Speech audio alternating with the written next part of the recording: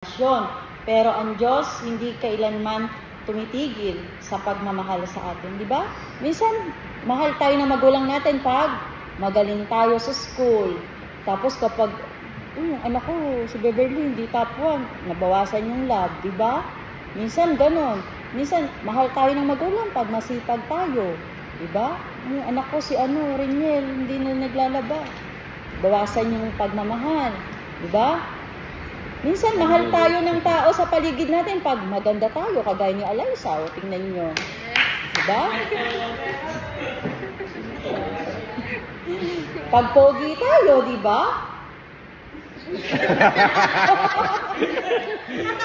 Kilis ang mukha natin, diba? Mahal tayo ng tao sa paligid natin. Diba? Mahal tayo ng mga tao sa paligid natin kapag ang kinis natin, ang pogi-pogi natin. Mahal tayo kasi ang lakas natin ng libre. Ang palabigay tayo, ganyan, yung generous tayo, yung nagpapakopya tayo sa eskwela natin, sa katabi natin, sinapakopya natin. Kaya mahal tayo. So merong kapalit. Mahal ka dahil ganito ka. Mahal ka kasi binigyan mo ng baon. Diba? Laging may kapalit. Yun yung sinasabi. Ano naman klase ang pagmamahal ng Panginoon? Walang unconditional love. Wala daw kapalit. Ang sabi, isipin mo ito. May isang batang naligaw sa mall. Takot na takot siya, pero hindi tumigil ang kanyang magulang sa paghahanap sa kanya. Diba? Pag nawala tayo, hanapin tayo ng magulang natin, diba? Kasi mahal tayo ng magulang natin. Ang sabi, ganyan ang pagmamahal ng Diyos. Kahit maligaw tayo sa kasalanan, hindi siya sumusuko sa atin. Amen ba? Amen. Diba, miss, kahit ang dami na natin nagawang kasalanan. Sino dito kaya bilangin kasalanan nila? Taas ang kamay. Mabilang niyo pa? Diba hindi na kaya bilangin? Parang buhangin na sa dalampasigan, Hindi na kaya bilang. So, ganun din ang Lord. Kahit ang dami-dami nating nagawang pagkakamali, kahit palagi tayo nagmumura, kahit ang badbad natin, sa tingin natin ang badbad natin, pero si Lord, mahal tayo ng Panginoon. Sabi ng Lord, mahal ko yung anak ko si Reniel. Mahal na mahal. Ganun pa, hindi lang basta mahal. Mahal na mahal talaga. Mahal na mahal tayo ng Lord. Yan yung sinabi. So, ang sabi dito, ang tanong, sabi, ito dapat ay maging reflection nyo. Naranasan mo na bang maramdaman na parang walang nagmamahal sa'yo? Naranasan nyo na ba yun? Feeling mo, mag-isa ka lang, alone ka, walang nakakaintindi sa'yo, walang nagmamahal sa'yo, walang gustong makinig sa'yo. Ang sabi dito, paano mo maiintindihan na laging nariyan ang pagmamahal ng Diyos? Diba? Kapag feeling mo, walang nagmamahal sa'yo, mag-isa ka lang, ang Lord laging nandyan. Sasamahan ka niya at mahal ka niya. Walang hinihingi na expectation ang Panginoon. Sabi niya, mamahalin kita kapag makinis ang mukha mo. Wala. Mahal ka ng Panginoon, anuman ang itsura mo. Mahal tayo ng Panginoon kung mali yung ginagawa natin o tama yung ginagawa natin. Walang katulad ang pag-ibig ng Diyos, kagaya ng sinabi, di ba? So, hindi natin kaya pantayan, sabihin natin na, yung pag-ibig ko kagaya ng kay Lord. Minsan, di ba, tayo nagagalit, di ba? Ang Lord, hindi nagagalit sa atin kahit anong, sabi mo, nagkupit ka. Hindi pa rin nagagalit sa atin si Lord.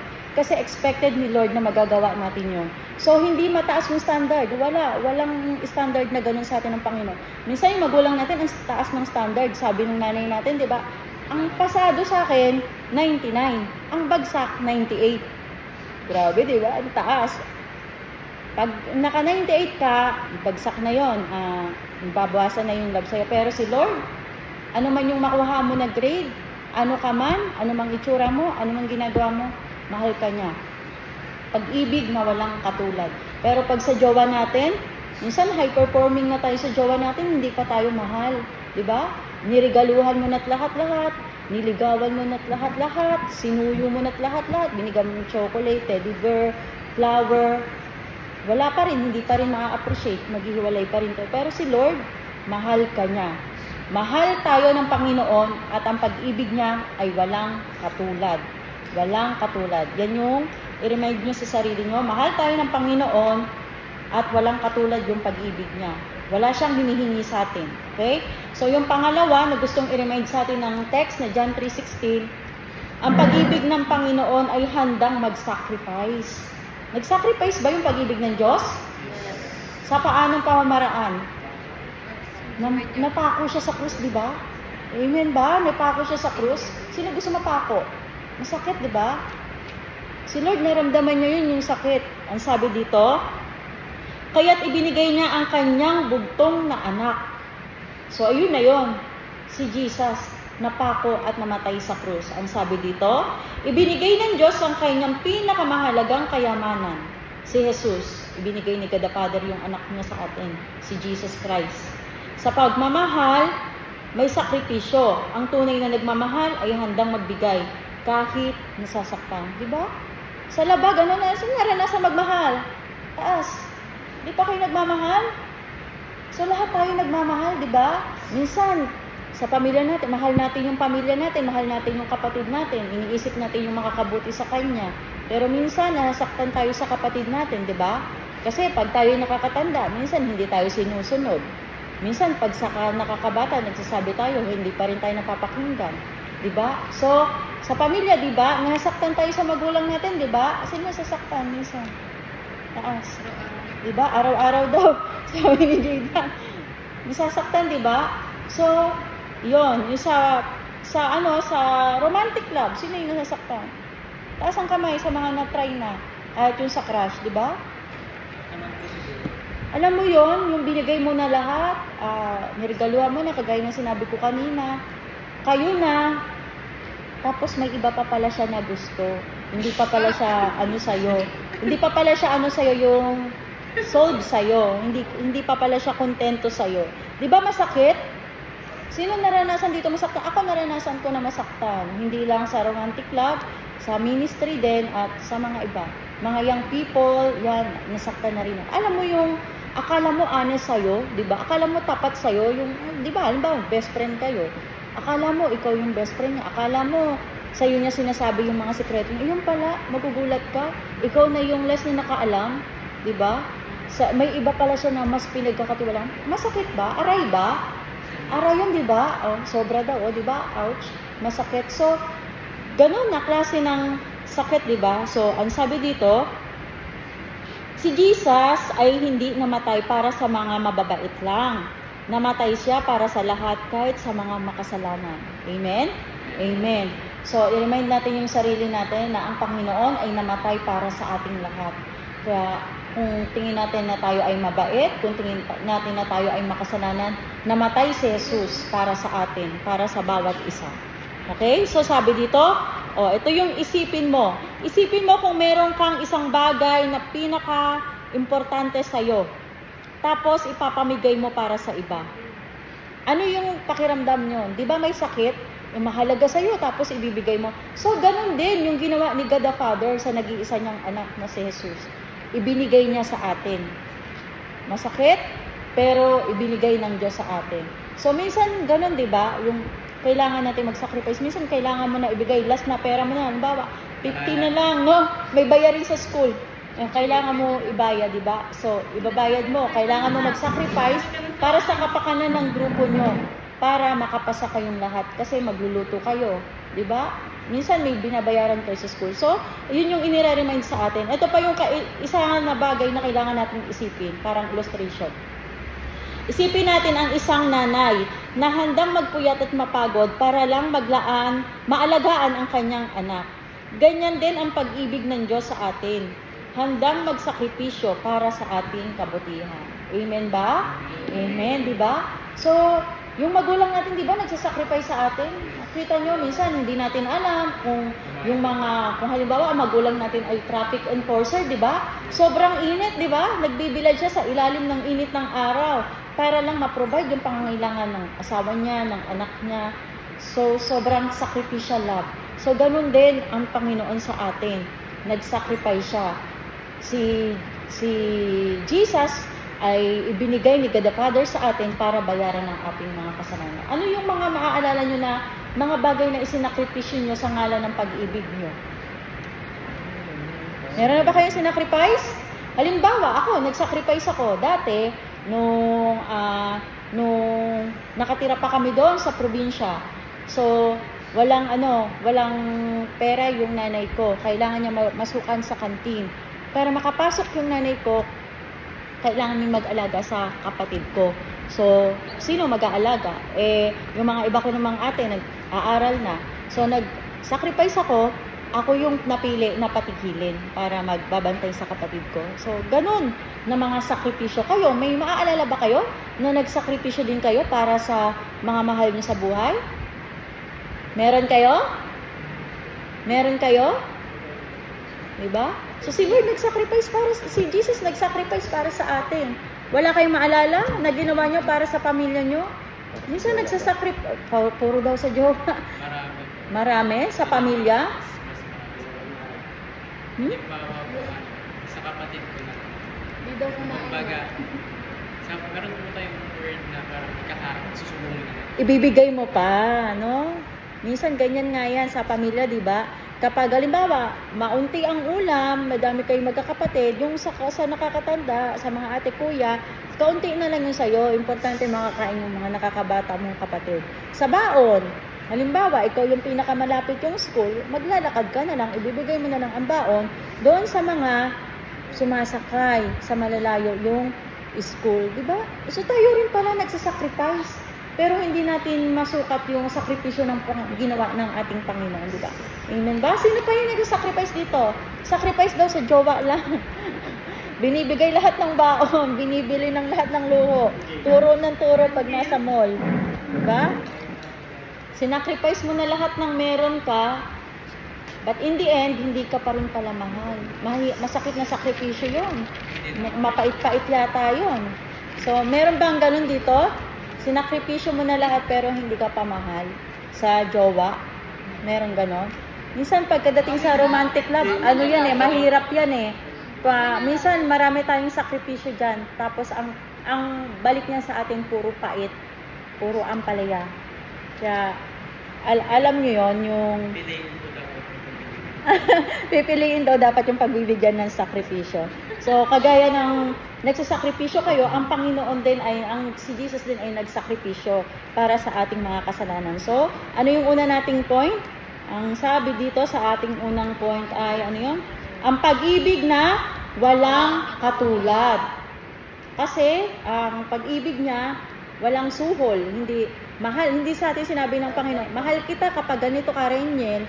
Basta sinabi ng Lord, mahal tayo ng Diyos. Mabuti man ang ginagawa natin o masama.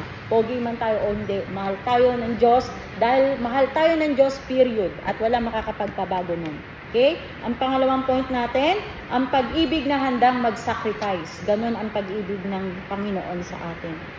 Ang pangatlo naman, ito yung sinabi sa atin. Ang pag-ibig na nagbibigay ng bagong buhay. Amen? Sabi dito, upang ang sino mang sumampalataya sa Kanya ay hindi mapahamak, kundi magkakaroon ng buhay na walang hanggan. Diyan din sinabi, diba, sa text? So, sinabi dito na hindi lang pag-ibig na nagpapatawad ang Diyos, kundi pag-ibig na nagbibigay ng bagong buhay. Ang sabi, ang sino mang tatanggap sa kay Jesus ay hindi lang ligtas sa kapahamakan, kundi mabubuhay ng may layunin at kasiguraduhan. Ang pag-ibig ng Diyos ay nagbibigay ng pag-asa sa kabila ng ating mga pagkukulang. Amen? Amen. So sabi dito, isipin natin ang isang preso na nakakulong ng maraming taon. Akala ng preso na wala na siyang pag-asa. Pero isang araw, dumating ang isang tao na nagbayad ng kanyang utang. Sa halip na manatili siya sa kulungan, siya ay pinalaya. Nakalaya siya kasi parang may nagpiyansa sa kanya, di ba? Pag nakulong ka yung nahuli ka nagkarakrus, may tubos pala yon, may piyansa, halimbawa 50,000. O dahil merong nagtitiwala sa'yo, merong nagmamahal sa'yo, pinyansahan ka, edi nakalaya ka. So, kagaya ng isang preso na pinalaya, ganito rin ang ginawa ni Jesus sa atin. Tayo ay pinalaya niya sa ating mga kasalanan. Binayaran ng Panginoon. Sabi, ito daw dapat ang maging refleksyon natin. Ano ang ibig sabihin sa iyo ng buhay na walang hanggan? Nabubuhay ka ba ngayon na may kasiguraduhan sa pagmamahal ng Diyos? Sino ang nabubuhay ng may kasiguraduhan? Sino yung nabubuhay dito na sigurado, alam nila mahal sila ng Diyos? At least alam natin mahal tayo ni Lord. Sino nagmamahal sa atin na siguradong sigurado? Si Lord. Mahal tayo niyan. Pag piling mo, di ka na mahal ng mga tao, lahat sa paligid mo, may natitirang isang nagmamahal sa'yo na hindi nagbabago. Sino yon? Si Lord. Si Jesus. Mahal niya tayo, okay? Amen ba? Amen. Sabi, ito yung sabi.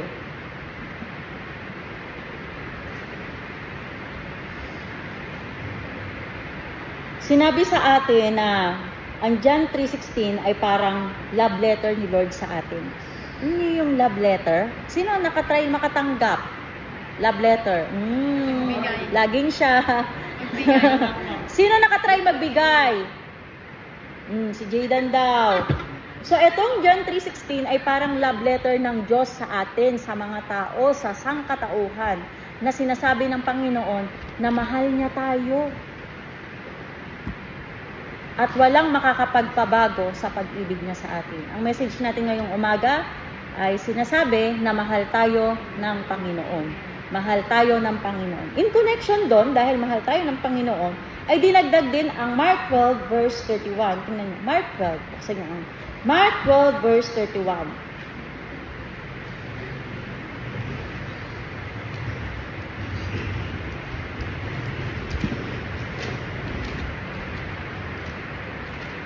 So dahil mahal tayo ng Panginoon, tingnan natin kung ano yung sinabi ng Mark 12 verse 31. Mark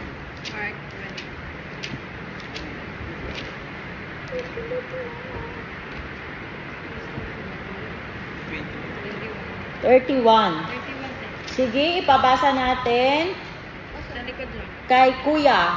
Ito na. Ano nga pangalan ni Kuya? Jake, ma'am. Kuya Jake. Sige, basahin ni Kuya Jake ang Mark 12 verse 31. Ito naman ang pangalawa. Ibigin mo ang iyong kapwa gaya ng pag-ibig mo sa iyong sarili.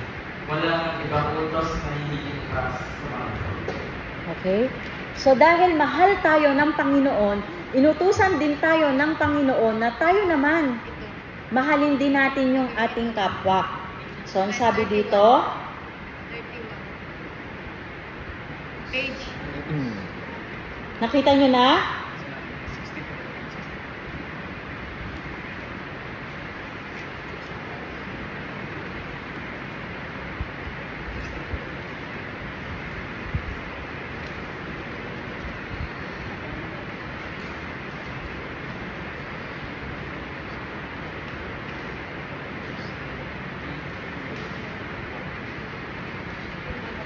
Okay. So dahil alam natin, sinabi ng John 3:16 sa atin na tayo ay mahal ng Panginoon, sinabi din sa atin ng Mark 12 verse 31, ito naman yung inutos sa atin ng Panginoon para matuto din tayong magmahal. Sa John 3:16, si Lord ang nagsasabi sa atin na mahal tayo ng Panginoon. Si Mark 12 verse 31 naman ay sinasabi sa atin na dahil mahal na tayo ng Panginoon, dapat tayo din ay matutong magmahal. At ito ang gagawin natin sa pagmamahal na to. Ano daw ba? Ano sabi? Sino daw mamahalin natin? Kapwa. Ang kapwa? Madali bang mahalin ng kapwa? Depende. Depende. Ang sabi dito ay ito. Ang tunay na pagmamahal ay hindi lang puro salita. Ito ay may gawa. Si God mismo ang nagpakita ng perfect love nang ibigay niya si Jesus para sa atin na makikita naman ng atin sa talata sa John 3:16. Kung si God ay nagmahal ng walang kondisyon, tayo rin dapat ay magmahal ng totoo sa ibang tao na sinasabi naman sa Mark 12 verse 31. Okay? So dahil mahal tayo ng Panginoon ng tapat at wala siyang hinihinging kapalit, in return, mamahalin din natin ang ating kapwa. Okay? So, ang dapat daw natin gawin ay ganito. Magmahal ng totoo. Huwag lang piliin kung sino ang mamahalin. Mahalin kahit mahirap mahalin. Amen ba? Amen. Mahirap ang utos, di ba? Kasi minsan, kaaway mo, kaya nyo ba yan? Mahirap yan. Gawin. Grasya lang ni Lord para magawa natin yan. Kaya habang nakikilala natin ang Panginoon, magagawa natin yung utos niya sa Mark 12 verse 31, na mahalin natin ang ating kapwa. Kaaway man natin yan o hindi. Gusto man natin yan o hindi. Minsan, di ba, alam mo yung kahit walang ginagawa yung tao na masama sa'yo, pag nakita mo na siya, ayaw mo na siya agad. Parang hindi mo na siya vibes. Ayaw ko sa tao na to. Parang mabigat na agad yung loob mo. Pero utos pala ng Panginoon na wala tayong pipiliin. Kailangan lahat mahal natin. Maging mapagmahal tayo sa ating kapwa. Sinabi rin dito, maging mapagbigay, tulad ng pagbibigay ni God ng kanyang anak. Tayo rin dapat maging generous sa time, sa effort, at sa resources natin para sa iba. Okay? So, kailangan hindi lang laging sarili natin yung isipin natin yung iba. Alam na pala natin na walang nanay yan.